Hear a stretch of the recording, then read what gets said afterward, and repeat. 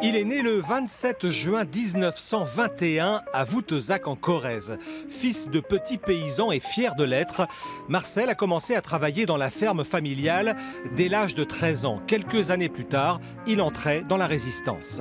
On sortait les nuits pour faire sauter. Parce que comme Voutezac, vous voyez le saillant, il y a des usines électriques là-bas. On a fait sauter plusieurs fois les lignes. Et les chemins de fer Paris-Toulouse. On était une dizaine des purs là, à ce moment-là, vous voyez. Mais des volontaires, on n'avait pas peur de la mort. Mais on a couru des fois. Hein. Mais enfin, voilà, je suis là. Et moi qui avais appris toute ma vie avec mon père, le Boche c'est l'ennemi, le Boche c'est l'ennemi, j'ai compris que ce n'était pas une solution. Et quand on a fait... il a fait un accord avec une ville allemande, j'ai participé. Voilà. C'est le 1er décembre 1945 qu'il devient gendarme à la brigade de Noailles en Dordogne. Il terminera sa carrière avec le grade d'adjudant-chef à Guéret, un métier qui lui a permis de s'élever socialement, lui qui n'avait en poche que son certificat d'études.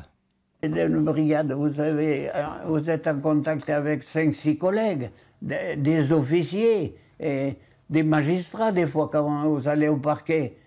J'étais très craintif et peureux parce que quand j'ai quitté chez moi, j'étais un pauvre paysan qui labourait, j'avais jamais eu personne, vous voyez. Hein.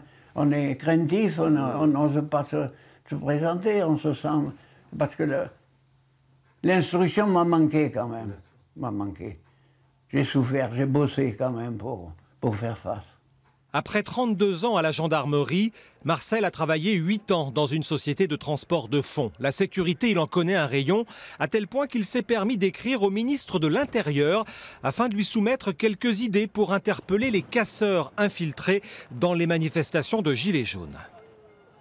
Il s'agit pour les forces de l'ordre, police ou gendarmerie, lorsqu'il y a impossibilité d'arrêter les casseurs, d'utiliser un fusil non porteur de cartouches à grenaille, mais des cartouches propulsant de la peinture indélébile. Et d'ailleurs, les services du ministère de l'Intérieur lui ont même répondu. Je ne me suis pas contenté de ça. Oh, je voulais vous faire rire. Alors voilà. Alors là, j'en ai fait une autre. Là, celle-là, c'est au Premier ministre. Alors après, oh, j'ai dit, mon Dieu, j'ai écrit au président de la République. Non, mais c'est pour vous faire voir que je suis un peu fou, que je suis fada, mais ça fait rien. Alors, vous voyez, là, je l'ai écrit.